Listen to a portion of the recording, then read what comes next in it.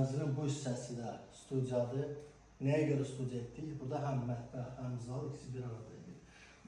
Əsas məqsədimiz o idi ki, sonunda bizə lazım idi ki, 2 yataq otağı olsun. Həm əsas valideyn yataq otağı, həm də uşaqlar üçün də ayrıca yataq otağı. Ona görə belə qərara gəldik ki, bu hissəni studiya etdik, bu formada mətbəx. Tam olaraq bu formadadır. Gizli ruçkaları inandı. Gördüğünüz kimi. Bu bizə mətbəx hissəsidir və zal. Zalın bu hissəsi, eləşik yemək yeri var. TV-stand və şkafın içində hazırladıq bu formada.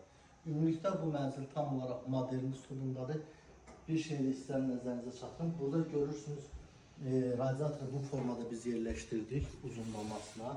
Həm özü dekorativ dizaynı, özü bir maraqlı ideya kimi yerləşdirdik. Yəni boş divar idi, istifadə etdik bundan. Amma o biri otaqlarda gəlin mən sizə görsədim. Deməli,